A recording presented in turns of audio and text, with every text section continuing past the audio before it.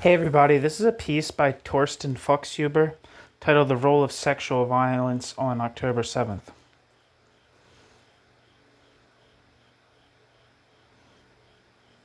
In the years following the 11th of September 2001, the question of where one was when one learned of the Al-Qaeda terror attack became a way of talking about something that was difficult to put into words because of the many facets of its horror.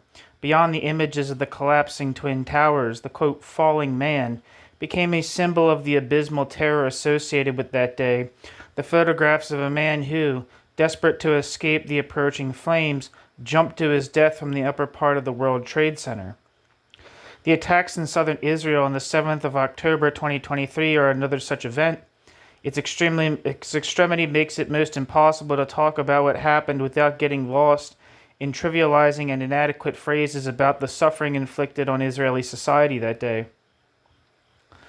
Images like that of 22-year-old Shani Luke remain etched in memory. Her lifeless body lying in the back of a pickup truck, head to the ground, legs twisted, surrounded by Hamas men displaying her like a trophy in the Gaza Strip in front of audiences that cheered and applauded the gruesome parade. More than a year after the horrors of October 7th, it is still impossible to comprehend the full extent of what happened on that day. As Kerry Nelson wrote in his essay for this series, we will never be able to grasp its full scope. In many ways, my own perception since then could be described as a feeling of, quote, the day after, end quote. Trying to get over the initial shock and process the unbelievable, the unbearable, getting at least some idea of the magnitude of all the terrible things that occurred. On the real, quote, day after, October 8th, there was at least some hope that this time there would be no arguments, no, quote, buts, no doubts about how to judge the terror unleashed against Israel, that there would be a broad consensus on how to perceive and judge the bestiality of the acts committed by Hamas, Islamic Jihad, and all the individuals accompanied them out of Gaza and into Israel.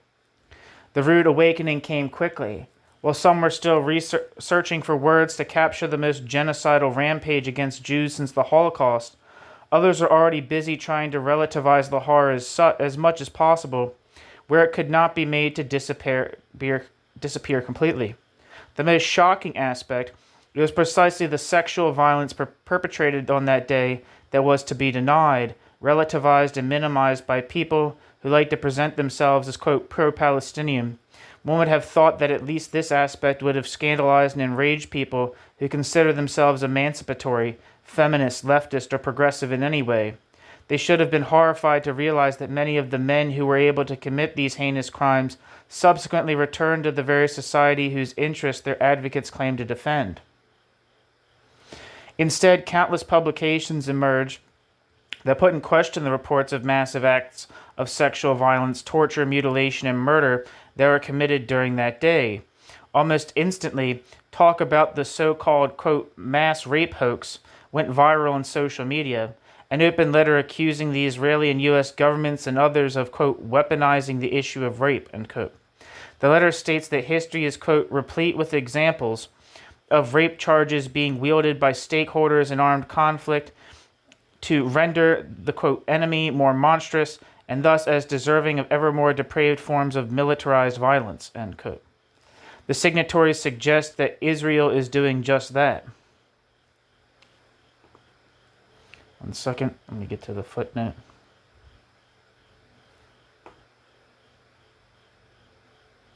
Let me duplicate.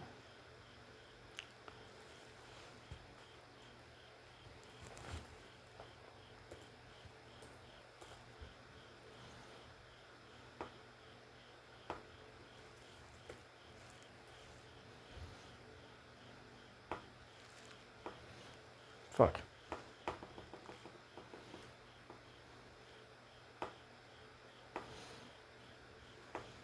Footnote.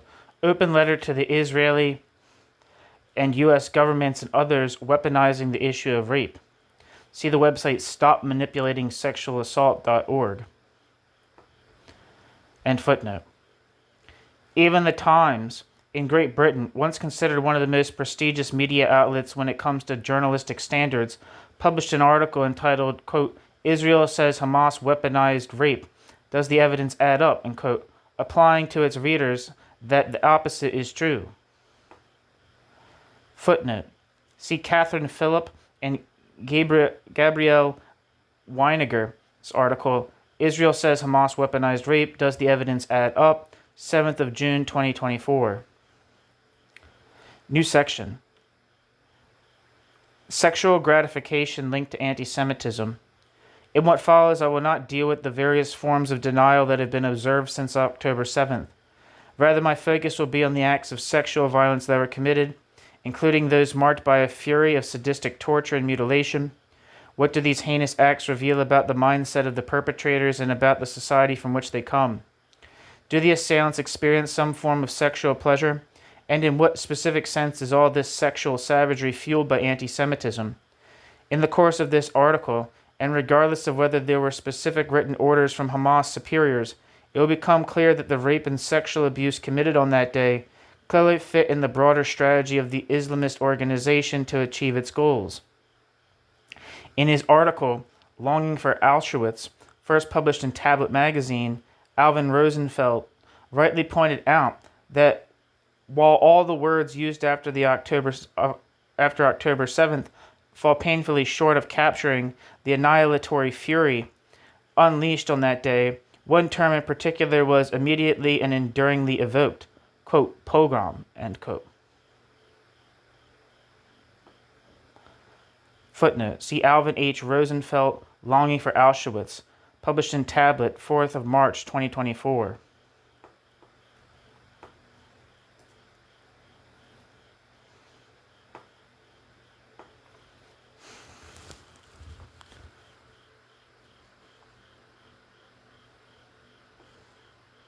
Fuck.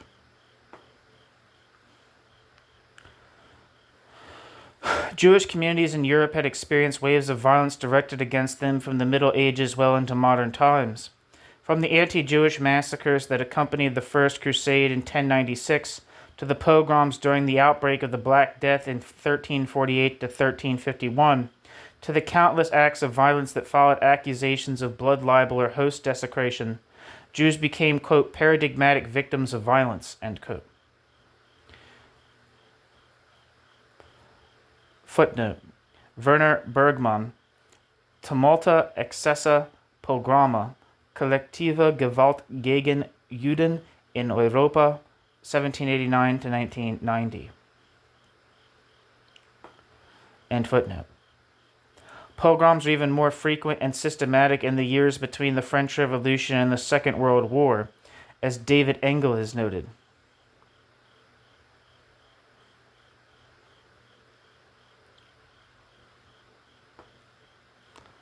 Footnote.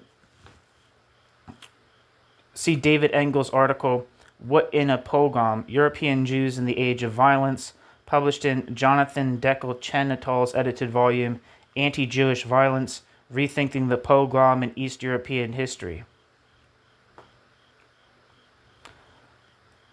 And back to the text, or end footnote. Just as Jew haters morphed from Christian anti-Judaism into modern anti-Semitism, so anti-Jewish practice changed its form. Footnote. See Thorsten Fuchshuber's article, From Wilhelm Marr to Mavi Marmara, Anti-Semitism and Anti-Zionism as Forms of Anti-Jewish Action, published in Alvin H. Rosenfeld's volume, Anti-Zionism and Anti-Semitism, The Dynamics of Legitimation, published in 2019. That piece is on this channel. Historians such as Polly Zavadivker discuss the military nature of pogroms in World War I Russia and the role of raping Jewish women.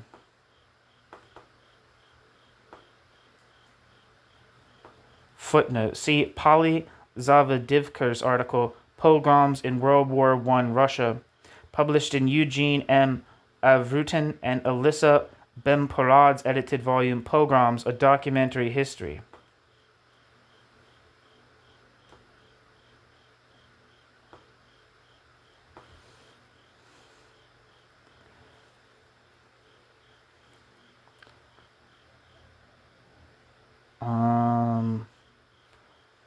Polly Zavadivka is a historian at where?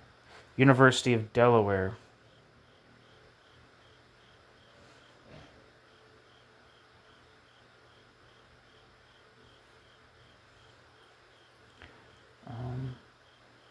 Back to the text.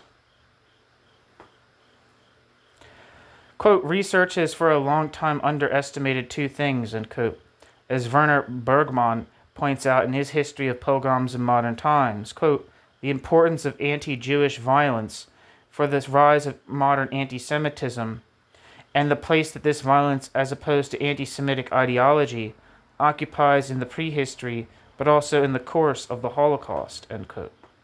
Werner Bergmann.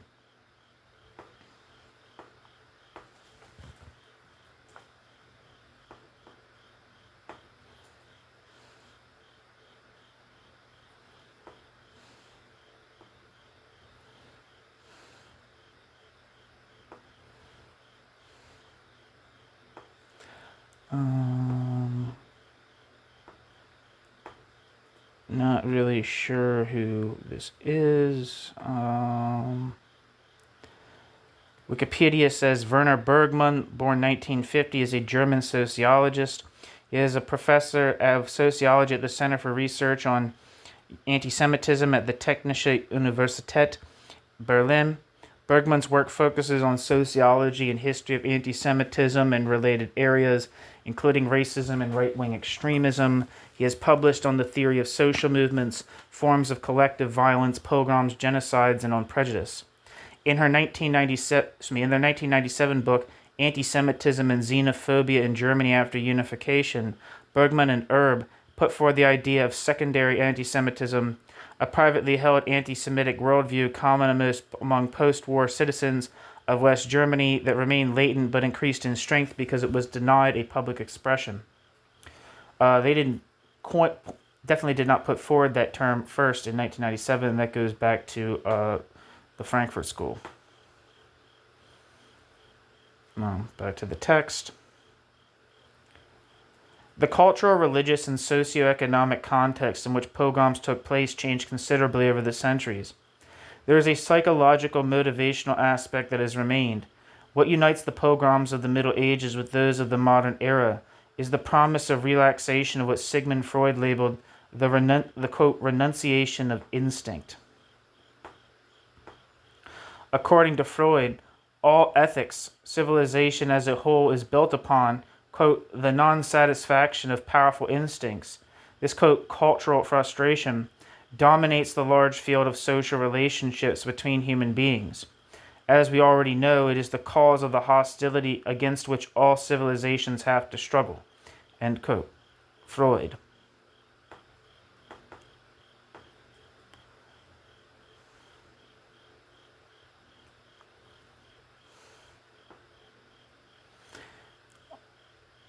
And this was related to civilization and its discontents. The review of that real quick. In Civilization and its Discontents, Freud theorized the fundamental tensions between civilization and the individual. His theory is grounded in the notion that humans have certain characteristic instincts that are immutable. The primary tension originates from an individual attempting to find instinctive freedom in civilization's contrary demand for conformity and repression of instincts. Freud states that when any situation that is desired by the pleasure principle is prolonged, it creates a feeling of mild resentment as it clashes with the reality principle. Primitive instincts, for example, the desire to kill and the insatiable craving for sexual gratification, are harmful to the collective well-being of a human community. Laws that prohibit violence, murder, rape, and adultery were developed over the course of history as a result of recognition of their harm, implementing severe punishments if their rules are broken. This process, argued Freud, is an inherent quality of civilization that gives rise to perpetual feelings of discontent among individuals, justifying neither the individual nor civilization. Back to the text.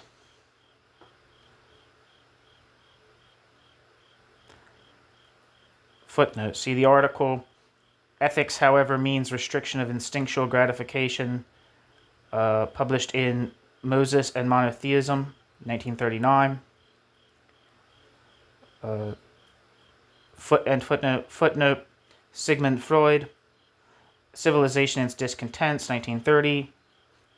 In James Strachey et al.'s edited volume, The Standard Edition of the Complete Psychological Works of Sigmund Freud, Volume 21, 1927-31, The Future of an Illusion, Civilization and Its Discontents, and other works. Freud further explains that all forms of social organization are, quote, accompanied by a renunciation of instinctual gratification, end quote, and the, quote, recognition of mutual obligations, end quote. Quote, in short, the beginning of morality and law, end quote.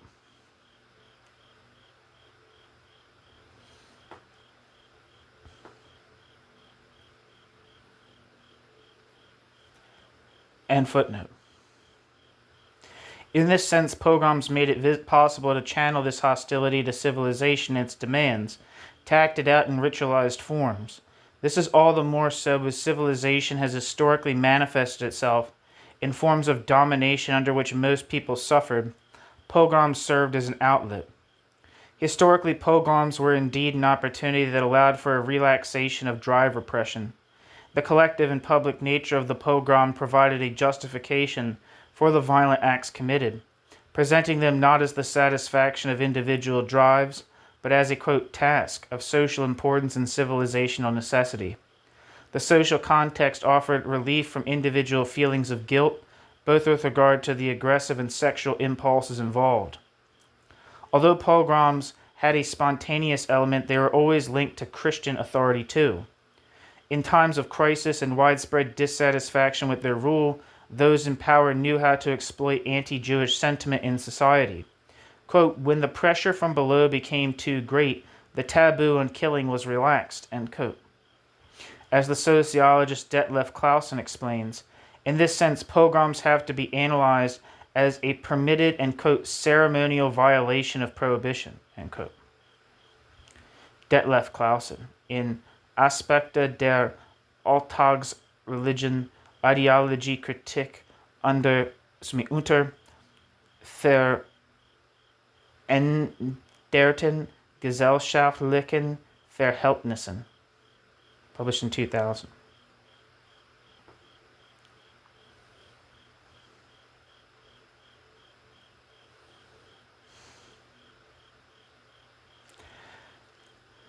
And footnote. Where the rulers didn't openly encourage anti-Jewish violence, they often let it be known, or at least suggested, that they would do nothing about it. The individuals who participated in the pogroms received a double satisfaction. They were able to act out their aggressive and often sexual anti-Semitic fantasies, while at the same time they were able to take pride in the fact that they were acting in accordance with the authority which, under, quote, normal circumstances, would have prohibited and prosecuted these actions as criminal and against the law. Quote, the satisfying aspect of anti-Semitism lies in its successful combination of rebellion against domination and identification with domination, end quote, as Clausen sums it up.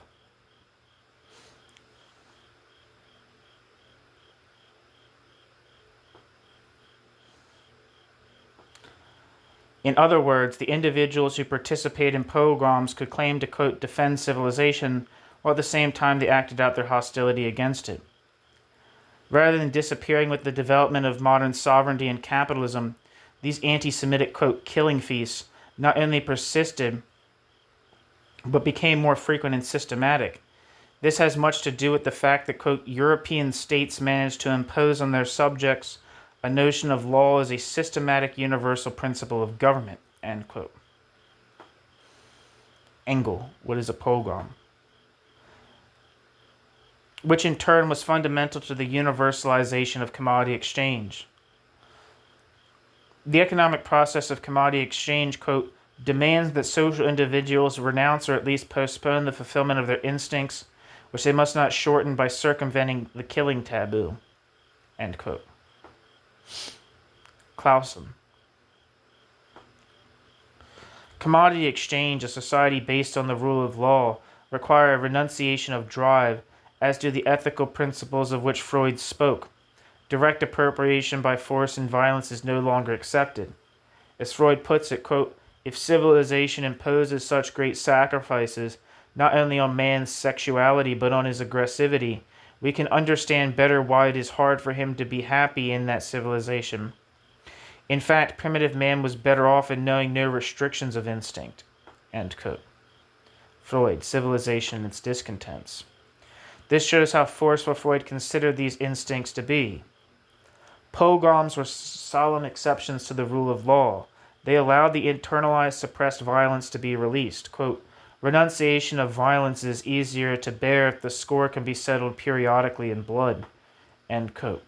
Clausen. The murder of Jews is always accompanied by an emotional outburst and excitement, which is already expressed in the terrible phrase, quote, pogrom mood, end quote. The pogrom is the genuine expression of an anti-Semitic festive culture.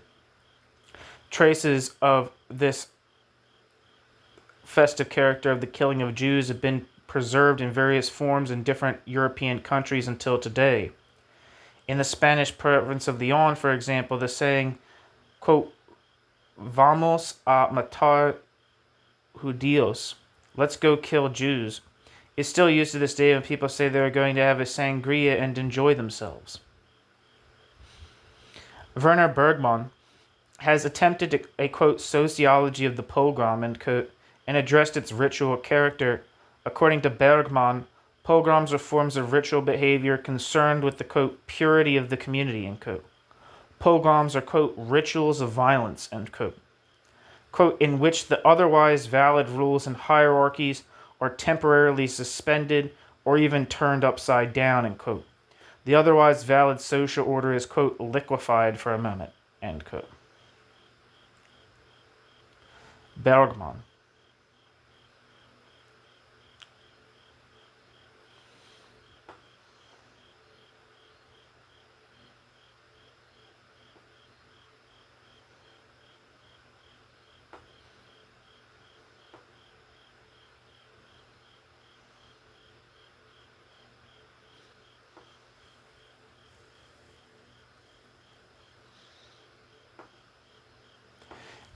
And footnote.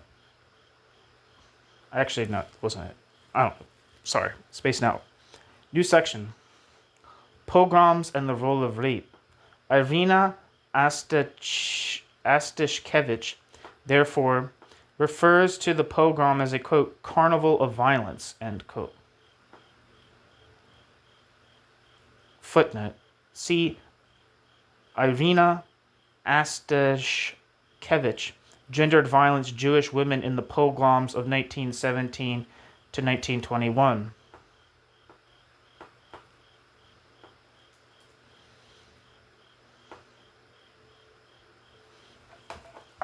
It says that the internet says, Academic Studies Press says, Irina Astashkevich, a visiting research associate of the Tauber Institute, holds a PhD from Brandeis University. She received an MA in History, Jewish History and Archives from the Project Judaica, a joint project of the Russian State University of Humanities, Historical Archival Institute, Jewish Theological Seminary of America, and the YIVO Institute of Jewish Research in New York. Irina Astashkevich has worked in various archives in Russia, Lithuania, and the U.S., as well as in Jewish philanthropic organizations such as the American Jewish Joint Distribution Committee in Moscow. Back to the text. In Irina Astashkevich's book, Gendered Violence, Jewish Women in the Pogroms of 1917 to 1921, published in 2018, Irina Astashkevich examines, in particular, the central role that sexual violence against women assumed during the anti-Jewish pogroms in Ukraine in the years of the Civil War between 1917 and 1921.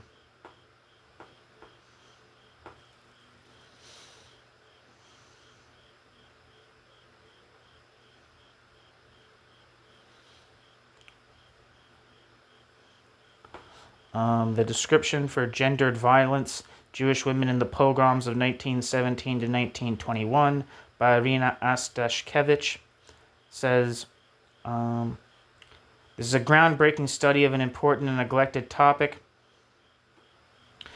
The systematic use of rape as a strategic weapon of the genocidal anti-Jewish violence, known collectively as pogroms, that erupted in Ukraine in the period from 1917 and 1921, in which at least 100,000 Jews died and undocumented numbers of Jewish women were raped.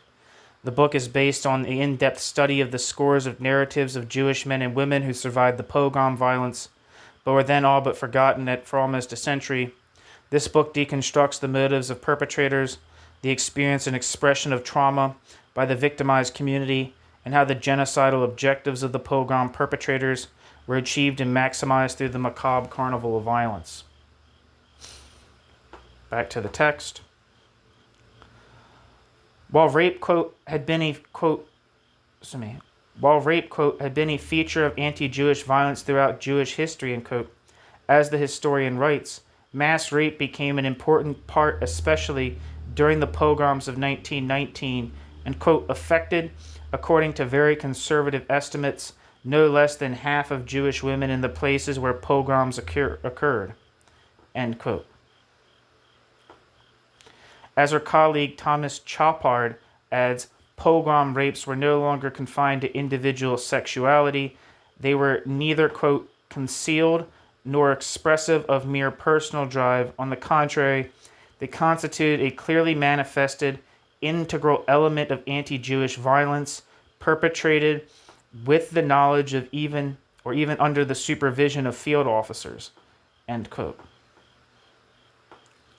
Thomas Chopard. Or Chapard. I think he's French, it looks like. It says that the Digital Encyclopedia of European History, or at least that's how it's translated from French, says Thomas Chopard is a specialist in the history of Soviet Ukraine and Eastern European Jewish populations. He is the author of a dissertation entitled War on Civilians, Violence Against the Jewish Populations of Ukraine, 1917 to 1924, All-Out War, Occupations, Insurrections, Pogroms, defended in 2015 under the direction of Alain Blum, a former postdoctoral fellow in the Institute of Historical Research in London, then at the Wiesenthal Institute for Holocaust Studies in Vienna.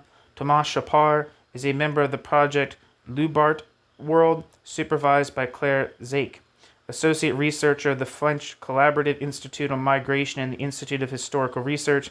He now studies Jewish migrations in Central and Eastern Europe during the first half of the 20th century.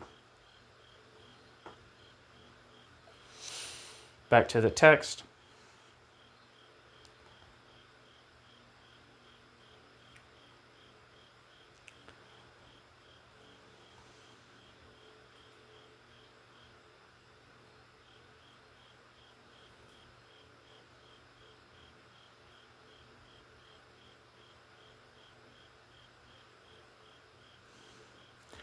And there's a painting here by Emanuel Schechtman titled Jewish Pogrom, 1926, National Art Museum of Ukraine.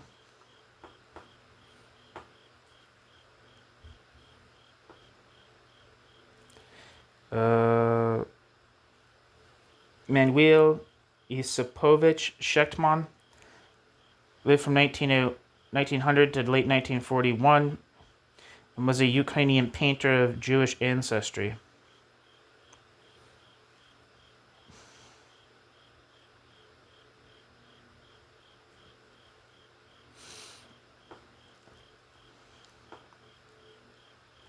Back to the text.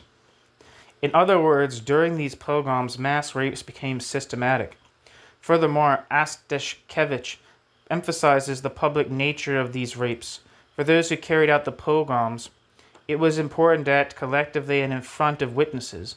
It was for at least two reasons. First, the purpose was to eradicate the emotional and intimate elements of sexuality involved in the crimes, but not sexuality itself, in order to absolve the perpetrators from responsibility and feelings of guilt. Like the entire anti-Jewish pogrom, mass rape was staged as an act of public punishment and often marked the climax of the pogrom. Second, the intention was to maximize the humiliation inflicted on the victims and involve as many people as possible who were watching, both as victims and perpetrators. According to Ostashkevich, it is precisely the fact of turning mass rape into a public spectacle that qualifies the intentions behind it as genocidal. The goal was not only for the perpetrators to demonstrate their power and superiority and publicly destroy the dignity of those they raped, but also to humiliate the entire Jewish community, to inflict a traumatic experience that would be transmitted from generation to generation. Genocidal mass rape, quote, thus aims to promote the social death of the community, end quote, as long as the ultimate goal, its physical extermination, can not yet be achieved.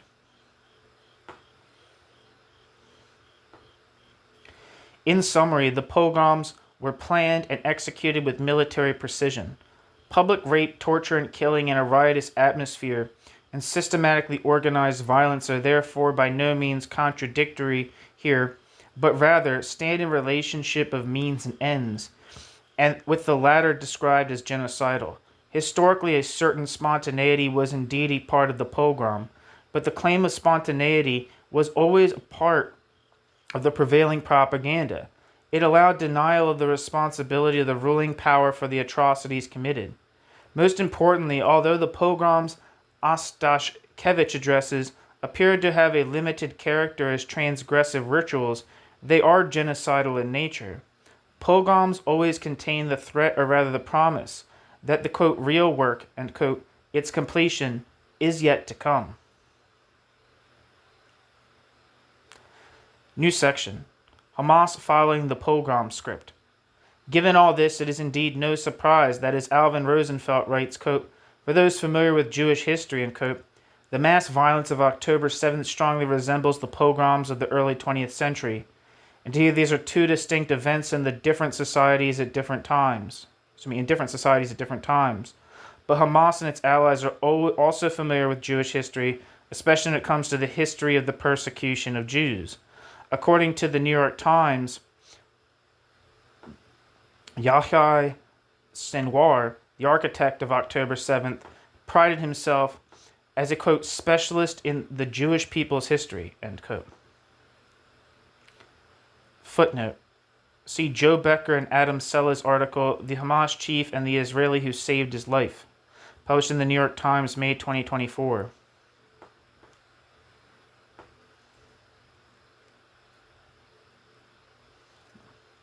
And we all know who Sinwar is. If you watch any of the videos from a lot of the demonstrations in, say, Germany, it's very well documented by opponents of anti-Semitism. You'll frequently hear chants of bump, bump, bump, bump, Sinwar, bop, bop, bop, bop, Sinwar, bop, bop, bop, Sinwar. So we know who he is. The perpetrators of the earlier massacres closely followed what Irina Ostashkevich calls a, quote, pogrom spirit, a script that they ultimately transformed into a, quote, vehicle of genocide, end quote.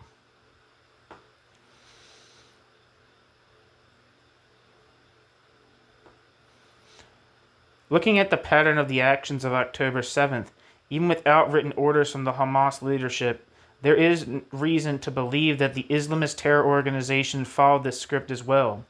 Not only did they commit their crimes publicly and collectively, they did everything they could to record and disseminate the images in order to amplify the horror they created that day. Moreover, they raped collectively.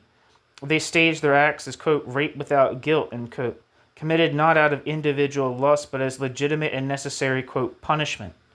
Anti-Semites always justified their killings as, quote, self-defense, and so did Hamas. For example, in the words of Ghazi Hamad, a member of its political bureau, in an interview with the Lebanese television program LBC TV on October 24th, 2023, quote, we are the victims of the occupation, therefore nobody should blame us for the things we do. Everything we do is justified, end quote. Ghazi Hamad.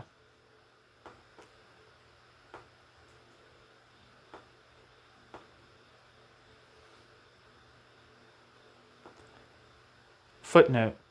See, for example, Comet Clar Halamish, Silent Cry, Sexual Violence Crimes on the 7th of October, special report by the Association of Ripe Crisis Centers in Israel.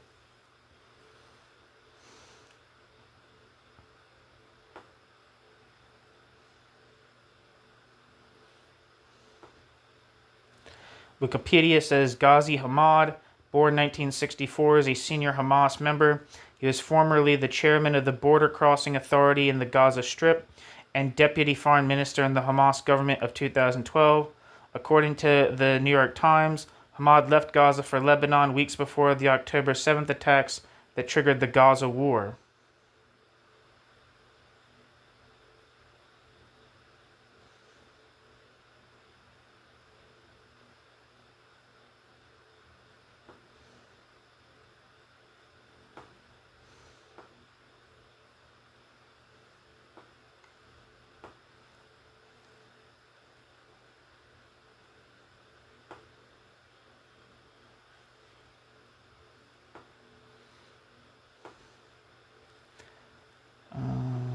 Where am I? Back to the text. When asked if ending the, quote, occupation in Palestine, and, quote, means the, quote, annihilation of Israel, and, quote, he answers positively, promising that the whole work is yet to be done. Quote, the Al-Aqsa flood is just for the first time, and there will be a second, a third, and a fourth.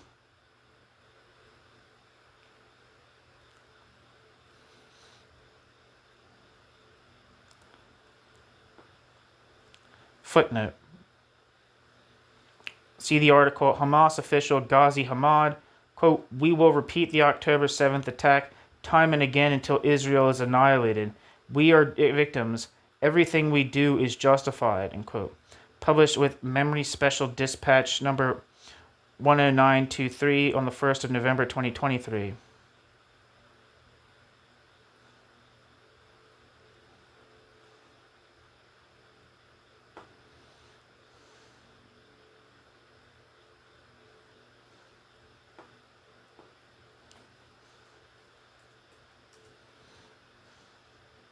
One second.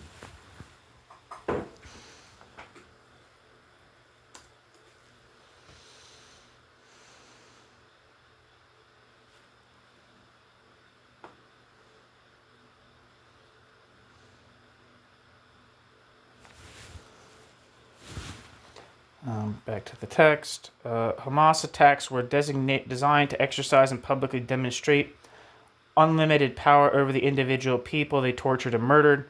The aim was to show the Israeli people that Israeli sovereignty cannot be protected or preserved, that the promise of protection made by the Israeli state and its army to its people has been disgraced for all time. Their goal was to traumatize the entire Israeli population, to inflict a blow from which it could never recover. It appears that they succeed in accomplishing the first of these goals.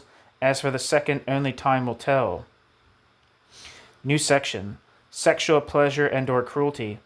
It is obvious that sexual violence and rape on the 7th of October were not, quote, accidental in any way, but played an important role in Hamas's strategy, as they did in the historical pogroms. This still leaves open the question of what motivated the perpetrators of that day. How are they able to commit such crimes? In an interview with the Süddeutsche Zeitung, the social psychologist Rolf Pohl pointed out that the sexual violence committed on that day would not have been possible solely, quote, out of pure disgust for the enemy, end quote. Quote, there must be something like lust which is linked to fear and hatred, end quote. However difficult it may be to accept the idea of attributing anything like, quote, lust to the atrocities committed on October 7th, it is impossible to completely deny the pleasure the perpetrators seem to have experienced.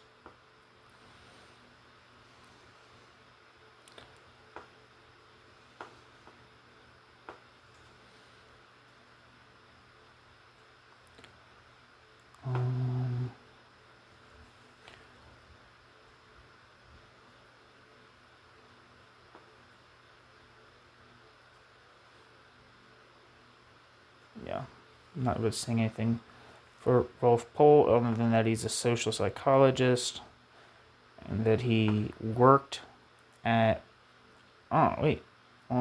German Wikipedia coming through in the clutch.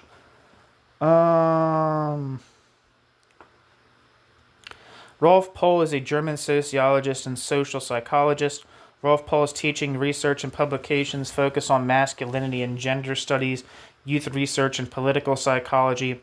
Rolf Pohl has worked on psychoanalytic and psychological questions related to Nazi perpetrators and their crimes.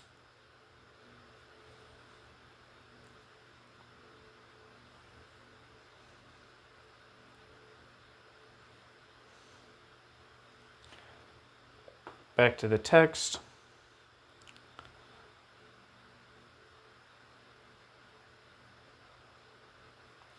In the historical pogroms discussed by Ostashkevich, violent mass rape and torture of Jews became a source of satisfaction and entertainment, and these feelings of pleasure were accompanied by visceral cruelty.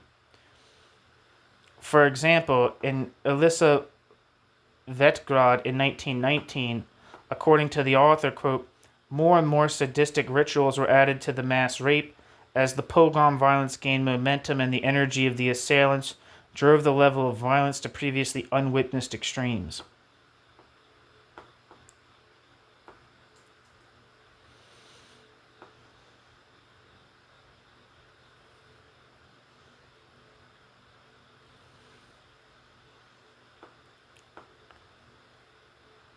End quote.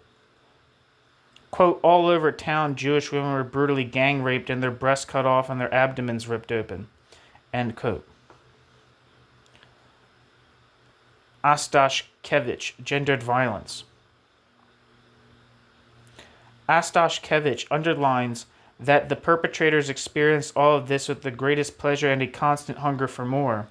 However, she argues that this unrestrained cruelty, quote, had nothing to do with sexual intercourse as such, but everything with the public celebration of power that is free of restrictions. Klaus Teveleit took a similar stance in his study of violence against women by the Freikorps after the First World War, published in 1977/78.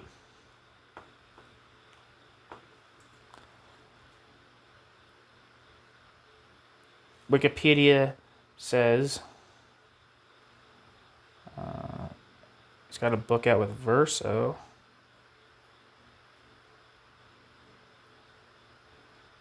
It seems like he wrote a book called Male Fantasies.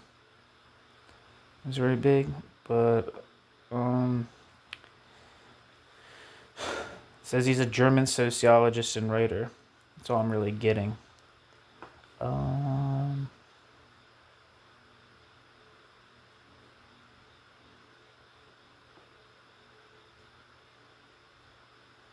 And that's where that quote is from.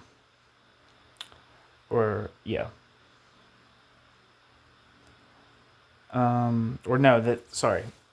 Yeah, that's what's referenced here. But none of the quotes have come up yet in the text. Klaus Teveleit argues that in the cases he studied, the act of killing took the place of the sexual act. In an epilogue to a new edition of the book in 2019, he once more explains why he sees only non-sexual pleasure that accompanies rape or wartime rape. Quote, sexual behavior respects the other person's body. Violence does not, nor does violence involve the using of the genitals. It therefore does not deserve to be associated with the fact and concept of, quote, sexuality. End quote. Klaus Teveleit. Violent behavior does not become a sexual act just because a penis may be involved, as Teveleit underlines, quote, this penis is used to exercise violence. It thus leaves the realm of the sexual, end quote. Klaus Teveleit. In the same vein, Klaus Teveleit rejects the term, quote, sexualized violence, end quote. Quote, there is no such thing as sexualized violence. Rather, there are bodies that can only live out in the form of acts of violence that is present in happier bodies is, quote, sexuality. Sexual acts is violence. Their pleasure in it is the pleasure of that violence. There's nothing sexually pleasurable about it. End quote.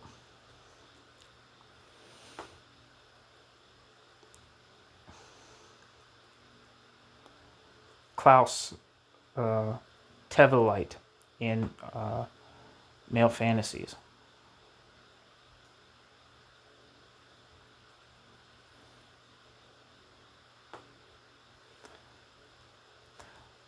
While it is understandable and seems like a sane reaction to deny any link between sexual pleasure and violence, it remains an open question if Tevelite's assumptions are ultimately correct. Unlike Ostashkevich and Tevelite, Pohl argues that sexuality cannot be reduced to a mere means of exercising power and violence. Quote, otherwise, without lust and hatred of women, it would be enough to torture and shoot the victims. End quote. He further doubts that without lust involved, the perpetrators would get an erection. According to him, such an assumption would only reinforce, quote, the classical delusion of manhood, and quote, that men can always get an erection even on command. He argues to the contrary, suggesting that, quote, sexual, psychological, physiological processes must be involved, end quote. And it's also like, in what context is rape happening? You know, I feel like what's being discussed here in the pogroms is a very particular instance of rape, which is different than a lot of, like, you know, the more intimate versions of rape.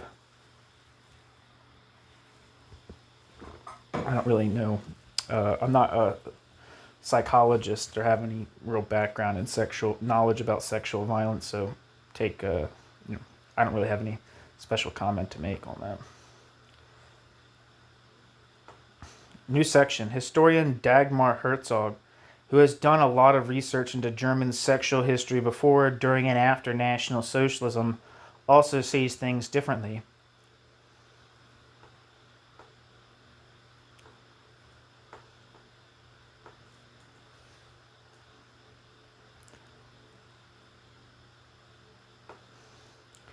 Footnote.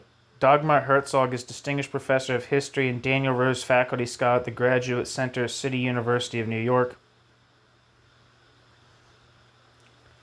Herzog has published extensively on the histories of sexuality, gender, psychoanalysis, and Freud, theology and religion, disability, eugenics, Jewish-Christian relations, and Holocaust memory. Dagmar Herzog's most recent books include Unlearning Eugenics, Sexuality, Reproduction, and Disability in Post-Nazi Europe, Cold War Freud, Psychoanalysis in an Age of Catastrophes, Sex After Fascism, Memory and Morality in 20th Century Germany, and Sex and Crisis, The New Sexual Revolution and the Future of American Politics. Back to the text. Dagmar Herzog questions Tevelite's thesis that fascism and National Socialism were primarily about the fear of the feminine and the fear of physical pleasure.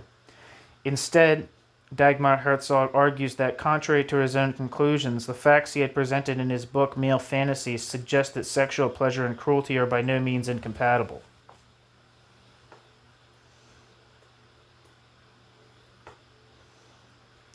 Similarly, it is relevant to ask not only how anti-Semitism, misogyny, and hatred of Israel were intertwined on October 7th, but also to what extent sexual pleasure played a role in all of this.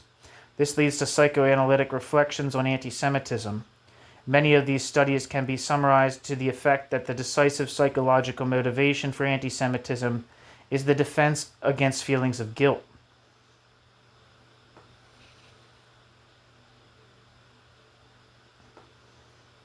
Thus, October 7th would have been accompanied by the unbridled acting out of sexual and aggressive drives, with the public nature and staging of the acts as an act of punishment and resistance, ensuring that the perpetrators did not feel guilty, as Ostashkevich suggests for the historical pogroms.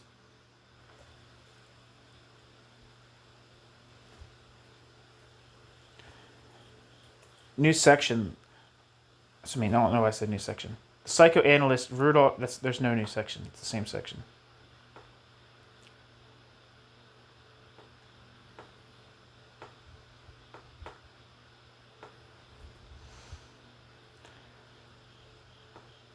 The psychoanalyst Rudolf M. Löwenstein explained in 1952 that Jews and the psyches of anti-Semites act not only as representatives of their own repressed drives and desires, as in the case of racism, but also as the representatives of the feared, forbidding father. The Jews thus become, quote, the unconscious symbol of the Oedipus complex, end quote.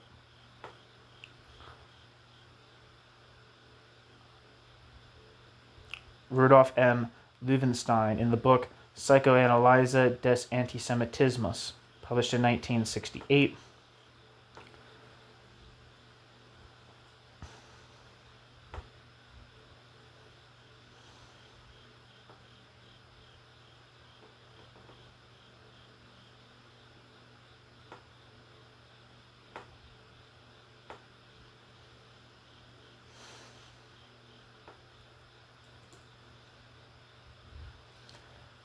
Wikipedia says Rudolf Maurice Löwenstein lived from 1898 to 1976 and was an American psychoanalyst who practiced in Germany, France, and the United States.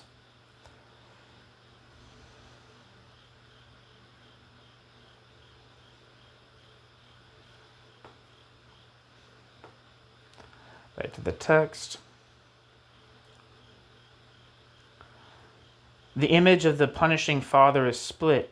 Everything that is frightening about the punishing father, that causes feelings of guilt, anger, and hatred, is projected onto the Jews. In this way, the relationship with the father, Sigmund Freud had the father in mind based on patriarchal family structures, can be kept pure, and the anger and hatred actually felt towards them can be directed at Jews.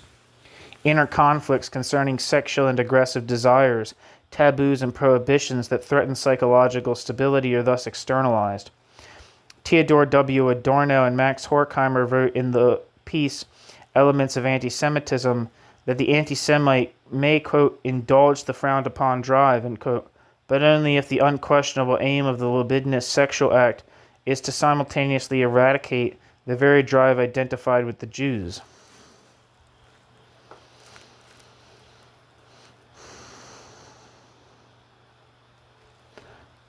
See Horkheimer and Adorno's Elements of Antisemitism, Limits of Enlightenment in Dialectic of Enlightenment.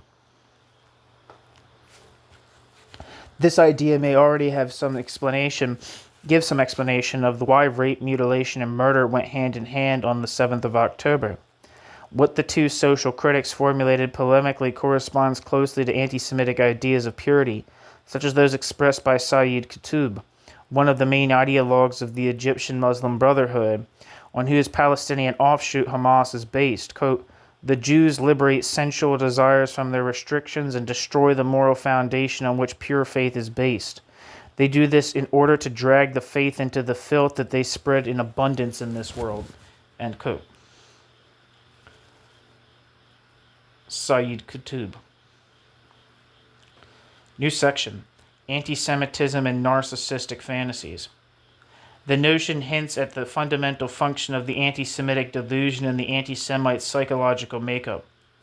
On the one hand, it grants the illusion of being able to control frowned-upon instincts by controlling those onto whom one has projected these instincts.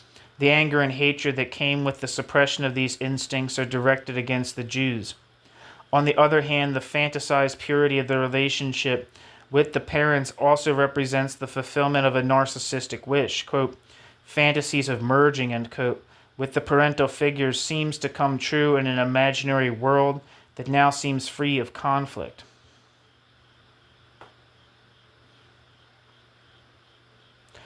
Footnote. This seems to be even more so in what the psychoanalyst Maroc Charlier, or Maroc Charlier, labels as, quote, Oriental societies, end quote. According to her, the Oedipal conflict takes on a different configuration in these societies, and the incest taboo is not so much internalized as enforced by the father and the strength of tradition, not least due to the culture of gender segregation. End footnote. This sense of what happened also sheds light on reports that some of the Hamas terrorists actually called their own parents to tell them proudly about the deeds they had just committed. Instead of fearing the punitive reaction of their parents, they celebrated an incestuous murder festival with them. The following is an excerpt from a telephone conversation published by the Jerusalem Post that one of the October 7th killers had with his parents during his bloody deeds. Terrorist. Hello, Dad. Dad, I'm inside Mephilim.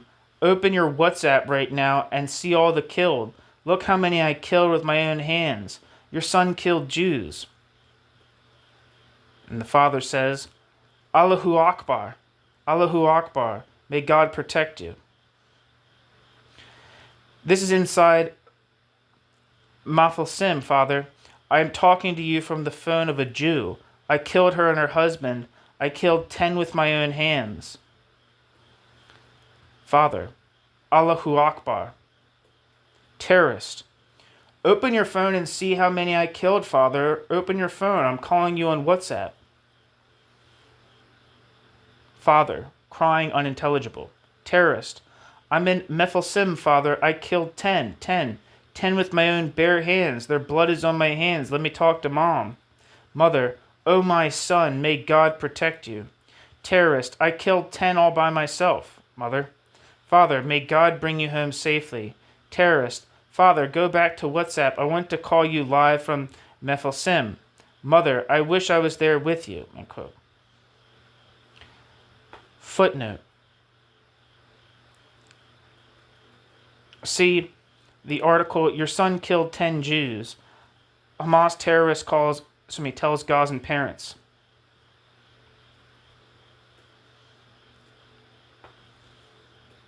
According to psychoanalyst Werner Bohleber, such ideal narcissistic fantasies of purity are psychodynamically linked to violence and take on apocalyptic proportions. Hatred of everything that, quote, disturbs the desire for unity becomes the companion of this kind of narcissistic self-expansion, end quote.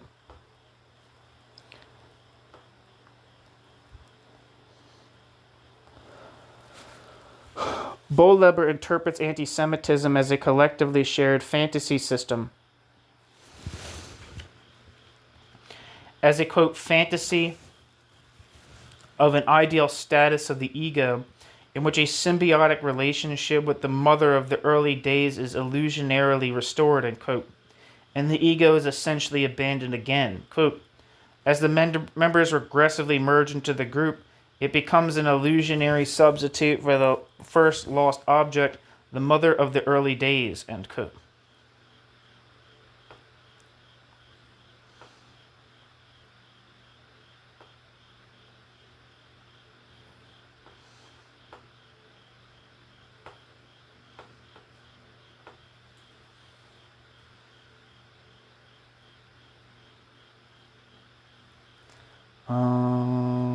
Werner Bohleber.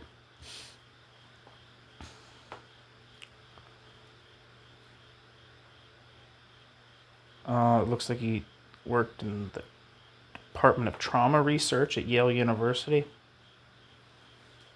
It looks like he's written some books, but Fundamentalism and Psychoanalysis, and a book called Destructiveness, Intersubjectivity, and Trauma. Where the hell am I? In Bohleber's work with radicalized Islamist youth, Bohleber's French colleague, Fethi Ben-Salama, has made observations that confirm this collectively shared narcissism.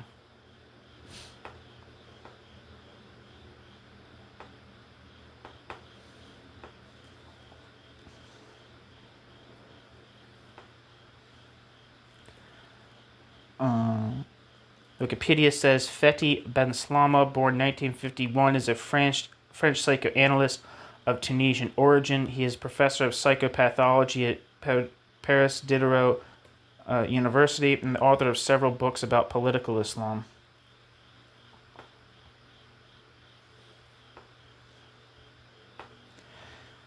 Back to the text.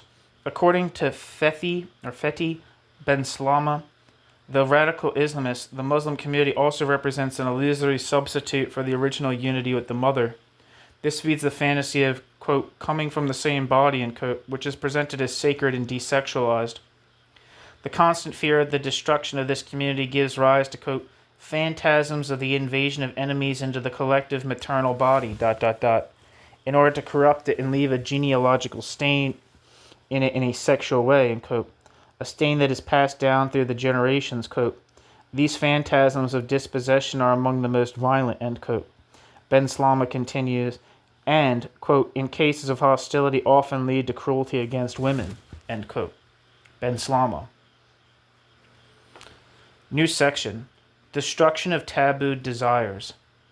With regard to the atrocities against women, Ben Slama refers to one of his older texts from 1995, in which he talks about the mass rapes of Bosnian women during the Yugoslavian Civil War.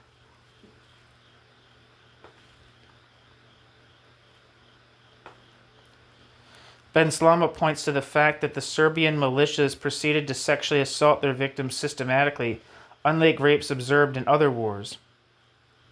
Moreover, their aim was to impregnate the women. He states that it was difficult to understand why the perpetrators impregnated their enemy, quote, if they wanted to exterminate them, unquote. And he came to the conclusion that the goal was to implant oneself, quote, as an unassailable alien in the body of the other, end quote. Just as the Serbians had previously fantasized their enemy as a, quote, foreign part of themselves, a part that had to be destroyed. According to this fantasy, the raped women are supposed to give birth to, quote, strangers within their own community, thus destroying the enemy's genealogy. While we can clearly see a fantasy of purity at work in this case as well, it is obvious that the 7th of October was different. Unlike the Serbian rapists, the Hamas assailant did not want to impregnate their female victims, but to abuse, torture, and kill them. Like the Serbian rapists, they wanted to inflict a destructive defilement on their enemy. They wanted to leave the same, quote, genealogical stain, end quote, in Israel that is at the heart of their own fear-laden anti-Semitic fantasies of purity. They wanted to put into practice what they presumed the Jews intended, and thus inflict a wound on Israeli society that it will suffer from for generations. But at the same time, an equally destructive purification was sought. This is why the anti-Semitic violence committed on the 7th of October seems to be even more closely linked to sexual motives. It can be understood as a war against the, quote, doctrine of animalistic sexuality, end quote, which Muslim Brotherhood mastermind Qutb agitated against in his pamphlet, Our Struggle with the Jews.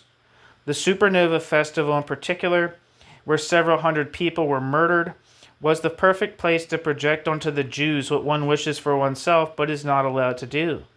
For the perpetrators, this is an ideal opportunity to aggressively live out sexual desires while at the same time making them vanish with the objects they are projected upon. And the festival terrain becomes an anti-Semitic misogynistic battleground against a supposedly Jewish animalistic sexuality. In his article titled Egoism and the Movement for Freedom, philosopher Max Horkheimer wrote that it was a, quote, deep erotic resentment, end quote, that demanded the death of the representatives of tabooed desires. Quote, they are to be extinguished, if possible in agony, because the meaning of one's own existence is called into question every moment by theirs. End quote.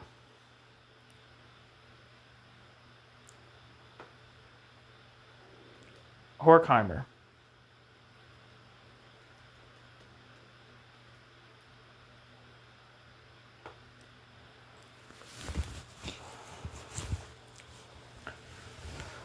That is why even the manner in which the women were raped and mutilated on the 7th of October seems to correspond closely to the perpetrators' respective anti-Semitic fantasies, fears, and feelings of hatred.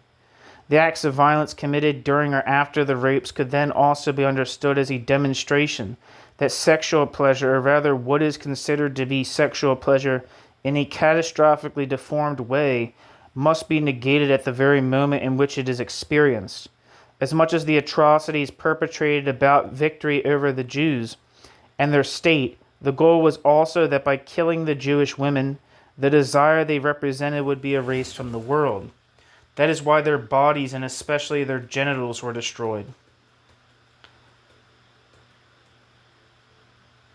New section, resume.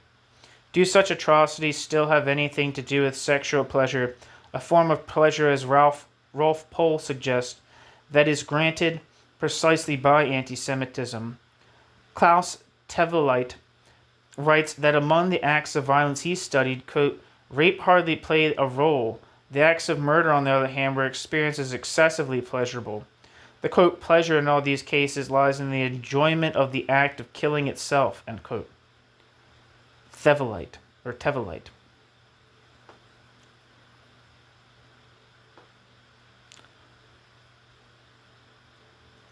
This was also partially different on October 7th. What was cruelly obvious that the perpetrators took pleasure in murdering and torturing, a specific anti-Semitic perception of Jewish sexuality, and especially Jewish female sexuality, and the taboo desires projected with this perception manifested itself in the rapes committed on that day. It does not seem appropriate then to completely abstract from the aspect of sexual desire, and yet we return to the question on how such cruelty could be possible at all. Perhaps a reference to Theodore W. Adorno will help. Adorno wondered to what extent it is still possible to speak of an individual drive economy with a corresponding pleasure mechanism under conditions of rule by rackets or mobs, such as Hamas or the Islamic State today, that directly seize the individual and control almost every aspect of its life. Adorno suspected that in this case, quote, the satisfaction of drives is constituted by the collective subject in a strange and distorted way, end quote. Adorno. Footnote. That's how Adorno and Horkheimer called the immediate, though often precarious, rule of political gangs beyond mediating agencies such as the law. He's referring to rackets there. And that quote is from Notizen zur neuen Anthropologie in Adorno and Max Horkheimer's Briefwechsel. Isn't that is that letters? I think that's what I think brief is letter. I'm not sure. What all the manifestations of pleasure and lust, end footnote. What all the manifestations of pleasure and lust under such conditions have in common, Adorno argued, is that, quote, happiness is no longer to be found in them, end quote. Adorno. So perhaps it is precisely this distorted, barbaric form of sexual pleasure, of lust, that has been granted and unleashed by the order of the Islamist rackets on that day, driven by the anti-Semitic projective hatred of individuals, for anything reminiscent of individual happiness beyond the rigid rule of the Hamas regime, acting out aggressive and sexual desires, while at the same time taking revenge on life by murdering Jews, trying to go even beyond the act of killing, transforming their victims into something other than human beings. This is part of the core of the anti-Semitic delusion as it was put into practice by the slaughterers of October 7th. Nevertheless, it would be ahistorical and in a specific sense even dangerously false to qualify as a pogrom what happened on that day. After Auschwitz, the desire to kill Jews remains inextricably linked to the possibility of mass extermination. It was possible once, and so is possible again. What David Engel referred to with regard to the creation of the nation-state, namely that violence turned from, quote, a societal to a governmental enterprise, end quote, carried out not by, there's a quote within a quote, quote, a societal to a governmental enterprise, end quote, carried out not by enraged mobs, but by formal, regulated, state-directed command structures, end quote, applies to a large part to the potential of realizing the anti-Semitic delusion as well. Auschwitz surpassed every individual anti-Jewish extermination fantasy. Moreover, Auschwitz did not depend merely on the psychology of any individual or on some form of spontaneity, quote, but on the politically organized will of the National Socialist rulers, end quote.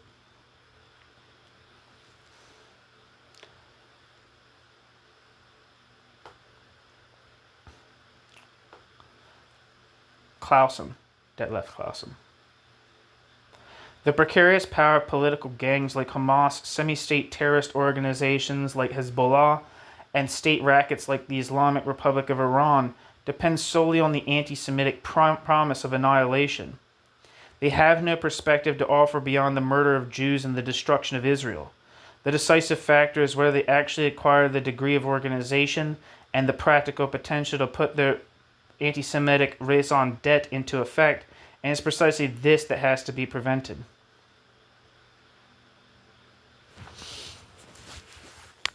And that's the end of the piece, and this has been Thorsten Fuchshuber's article, The Role of Sexual Violence on October 7th. Thank you so much for listening.